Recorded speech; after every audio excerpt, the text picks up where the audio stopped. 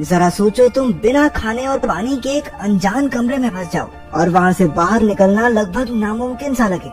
कुछ ऐसा ही होता है हमारी आज की कहानी में। पूरी रात शराब पीने के बाद एक आदमी जब सुबह उठा तो उसके सर में तेज दर्द होने लगा। वो अपनी साइड में देखकर डर गया कि एक मरा हुआ चूहा बिल्कुल उसके बगल में पड़ा था। जल्द ही उसे एहसास हुआ कि वो एक तिजोरी जैसे कमरे में कैद है, जिसमें एक लोहे का दरवाजा और एक अलमारी है। बहुत सारी मक्खियाँ उसके आसपास भिनभिना रही थी। उनमें से कुछ मरे हुए चूहे से अपना पेट भरने में बिजी थी। इसके बाद उस आदमी ने घड़ी में देखा कि सुबह के 9 बज रहे थे। उसने वो लोहे का दरवाजा खोलने की बहुत कोशिश की, लेकिन कोई फायदा नहीं हुआ। उसने दरवाजा पीट पीट कर चिल्लाना शुरू कर दिया, लेकिन बाहर से कोई जवाब नहीं आया। उसे कोई अंदाजा नहीं था कि वो इस कमरे में कब और कैसे पहुंचा। थोड़ी देर बाद उसे पेशाब का प्रेशर बनने लगा और अब उसे बहुत जोर से वॉशरूम जाना था। पहले तो उसे लगा कि उसके साथ किसी ने मजाक किया है। उसे लग रहा था कि ये काम फ्लेचर नाम के एक आदमी का है जो उसके साथ काम करता था। वो मजाक में कहने लगा कि बाहर आते ही उसे नौकरी से निकाल देगा। लेकिन थोड़ा वक्त बीत जाने के बाद उसे एहसास हुआ कि बाहर किसी के होने का नामो निशान ही नहीं था।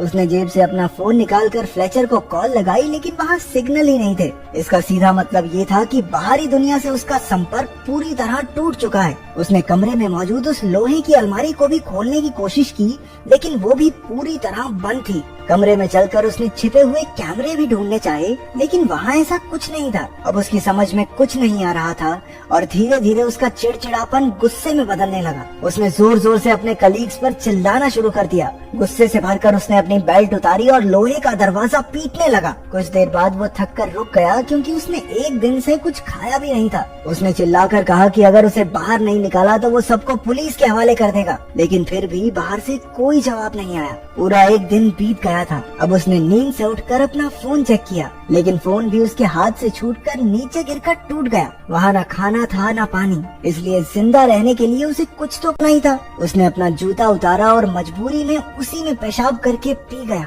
अकेलेपन और भूख की वजह से अब वो पागल सा होता जा रहा था। अचानक उसे ऊपर लगी ट्यूबलाइट में एक चाबी दिखाई थी। उसने तुरंत लाइट तोड़कर चाबी बाहर निकाली। उस चाबी की मदद से वो लोहे की अलमारी खुल गई, जिसके अंदर उसे प्योर ऑक्सीजन के 2 कैंस और छेनी हथौड़ी जैसे कुछ औजार मिले। उसने औजारों की मदद से वो लोहे का दरवाजा तोड़ने की कोशिश की, लेकिन दरवाजे पर एक खरोंच तक नहीं आई। वो वेल्डिंग मशीन के जरिए दरवाजे को जलाने लगा, लेकिन उसे उसका इस्तेमाल नहीं करना आता था। वेल्डिंग गन की आग देखकर उसे एक आइडिया आया। उसने आग का इस्तेमाल करके फायर अलार्म को ट्रिगर करने का प्लान बनाया, जिससे उसे थोड़ा पानी नसीब हो जाए। लेकिन बदकिस्मती से वो अलार्म नकली निकला। इसके बाद उसने छेनी हथौड़ी से दरवाजे का ताला तोड़ने का प्लान बनाया, लेकिन वो दरवाजा इतना मजबूत था कि उसे तो दया तक न तोड़ पाए। भूख और प्यास से बेहद परेशान होकर वो डिप्रेशन में जाने लगा। उसने अपना गुस्सा निकालने के लिए अलमारी को जोर जोर से पीटना शुरू कर दिया, लेकिन कुछ देर बाद वो फिर से शांत होकर बैठ गया। तभी उसे दीवार में एक छेद दिखाई दिया। वो तुरंत छेनी हथौड़ी लेकर उसे तोड़ने लगा। वो वहाँ सुरंग बनाकर बाहर निकलने की फिराक में था। धीरे धीरे कमरे में ऑक्सीजन का स्तर कम हो रहा था,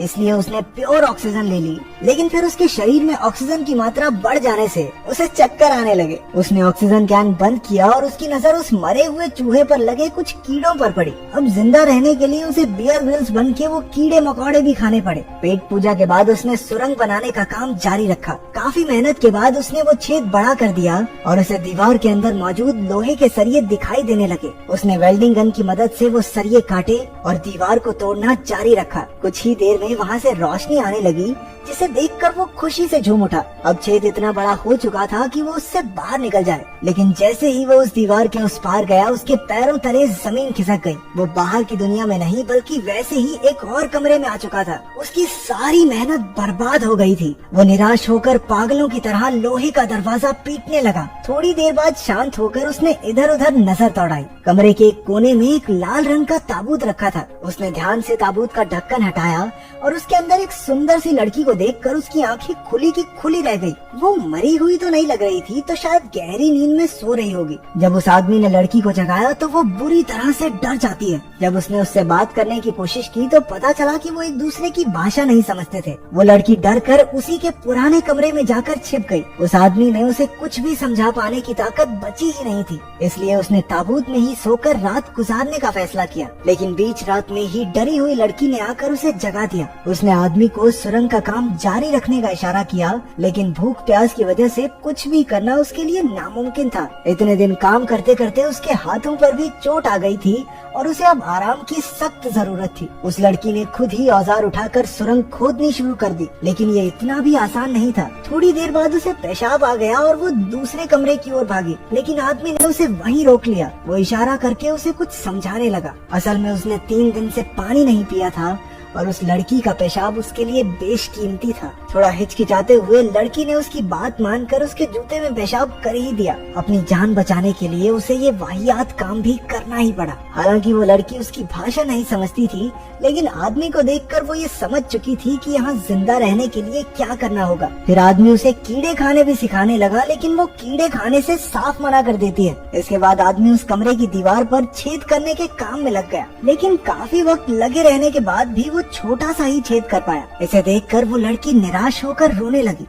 ये दीवार टूटती क्यों नहीं है? टूटेगी कैसे, अंबुजा सीमेंट से जो बनी है। आदमी ने एक गाना गाकर उसे शांत किया और वो भी उसके साथ गाने लगी, लेकिन तभी गलती से उस आदमी के हाथ पर हथौड़ा लग गया। लड़की ने तुरंत अपने सर का कपड़ा निकालकर उसके जख्म पर लगाया। देखते ही देखते उनमें दोस्ती हो गई और दोनों इकट्ठे खोदने का काम करने लगे। अचानक लोहे के दरवाजे का ताला अपने आप घूमने लगा। दोनों भागकर उसकी ओर गए, लेकिन ताला फिर से पहली वाली जगह पर आ गया। काफी देर ट्राई करने के बाद उन्हें समझ आ गया कि जब तक वो दरवाजे से पीट करके रखेंगे तब तक ताला खुलता रहेगा। धीरे धीरे वो पीट करके दरवाजे के करीब पहुँचे। आखिरकार इस तरकीब से दरवाजा खुल गया और दोनों तीसरे कमरे में पहुँच गए। बदकिस्मती से ये भी वैसा ही सेम कमरा था जहाँ एक खाली कब्र रखी गई थी और पहले जैसा ही लोहे का दरवाजा भी था। लड़की ने समझदारी दिखाई और जल्दी से पिछले कमरे से सारे औजार उठाकर ले आई। उन्होंने इस दरवाजे को भी पहले की तरह खोलने की कोशिश की, लेकिन वो जो भी करते दरवाजा बंद ही रहता। अब उनके पास कब्र खोदकर सुरंग बनाने के अलावा कोई रास्ता नहीं बचा था। अब उस आदमी के शरीर में बिल्कुल ताकत नहीं बची थी और वो चक्कर खाकर गिर पड़ा। लड़की अब भी ठीक थी क्योंकि उसने इतना काम नहीं किया था। अब आदमी के शरीर में बुखार आना शुरू हो गया। तभी उसे उन्हें कैद करने वाले की असली इच्छा का एहसास हुआ। आदमी को लगा कि उन्हें कैद करने वाला उन दोनों को एक दूसरे का कत्ल करते हुए देखना चाहता है, इसलिए बाहर निकलने के लिए उनमें से एक को मरना होगा। कमरे में रखी कब्र ही उनमें से एक की मंजिल है। सारी मुसीबत खत्म करने के लिए आदमी ने लड़की का खून करने के बारे में सोचा,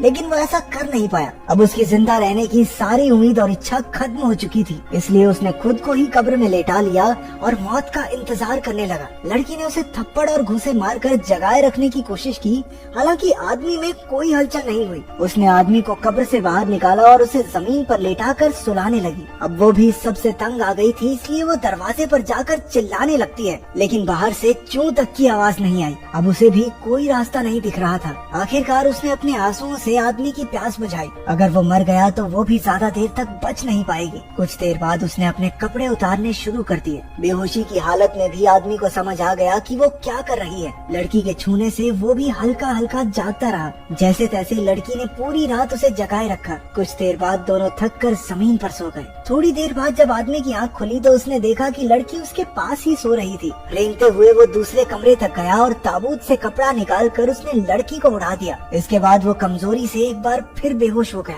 तभी उसे ताले के घूमने की आवाज सुनाई दी। दोनों तुरंत उठ गए और पिछली बार की तरह इस बार भी दोनों ने दरवाजे की तरफ पीट करके आगे बढ़ना शुरू किया। अब आदमी इतना ज्यादा कमजोर हो चुका था कि खुद से चल भी नहीं पा रहा था। लड़की किसी तरह उसे सहारा देकर अपने साथ दरवाजे तक ले जाती है। अचानक इस बार दरवाजा खुल गया और एक बेहद खूबसूरत नजारा उनकी आंखों के सामने आया। लोहे के दरवाजे के बाहर की दुनिया किसी स्वर्ग से कम नहीं थी। चारों ओर बेहद सुंदर झरने, पक्षी और फूल फैले हुए थे। इतना सुंदर नजारा उन्होंने आज तक नहीं देखा था। दोनों ने एक दूसरे की ओर देखा और खुशी से मुस्कुराने लगे। इतनी मुश्किलें सहने के बाद उन्हें आखिरकार इतना खूबसूरत अंत मिला।